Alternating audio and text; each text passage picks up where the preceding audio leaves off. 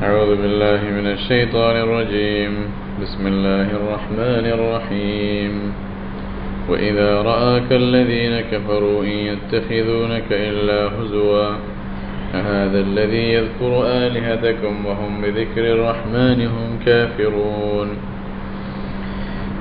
আজকে 35 না 36 নম্বর আয়াত না 35 থেকে শুরু। আচ্ছা, কুল্লু নাফসিন যায়িকাতুল মউত, ঠিক আছে, ওইটা থেকে আজকে শুরু সূরা আম্বিয়া। তো আগের কথা বলার পরে আল্লাহ তাআলা এটা শেষ পর্যন্ত বললেন যে আমি মানুষকে কোনো চিরস্থায়ী বানাই নাই, মানে রাসূল সাল্লাল্লাহু আলাইহি ওয়াসাল্লামের মানে আগেও আর কি, আপনার পূর্বেও কোনো মানুষকে চিরস্থায়ী বানানো হয়নি, কেউ সব সময়ের জন্য ছিল না বা থাকবেও না, এটা নিয়ম না মানুষের। মানুষের নিয়ম হলো মানুষ আসবে দুনিয়াতে আবার চলে যাবে। আপনার আগে নবী এসেছিলেন, এরাও চলে গেছেন, আপনিও চলে যাবেন। আর এরা যদি কাফের মুশরিকরা যদি মনে করে যে আপনি যাওয়ার পরে ওরা চিরস্থায়ীভাবে থাকবেন, এটাও তাদের ভুল, এটাও ঠিক না। কারণ আমি কাদের জন্যই, কারণ কোনো মানুষের জন্যই চিরস্থায়ী থাকার এরকম সিস্টেম রাখিনি।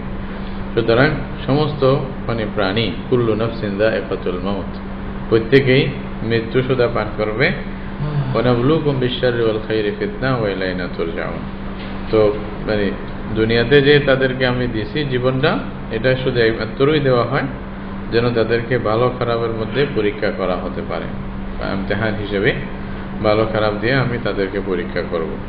ওয়া ইলাইনা তুরজাউন, কিন্তু পরিণতি কি, এই পরীক্ষার পরে মানুষকে আল্লাহর কাছে আসতে হবে, ফিরে যেতে হবে। তো এটা ওই যে সূরা আলে ইমরানের মধ্যে এভাবে বলছে, কুল্লু নাফসিন যায়িকাতুল মউত ওয়া ইন্নামা তুওয়াফাউনা উজুরাকুম ইয়াওমাল কিয়ামাহ ফামান যুহজিহা আনিন নারি ওয়া উদখিলাল জান্নাহ ফাকাদ ফাজ ওয়া মাল হায়াতুদ দুনিয়া ইল্লা মাতাউল গুরুর।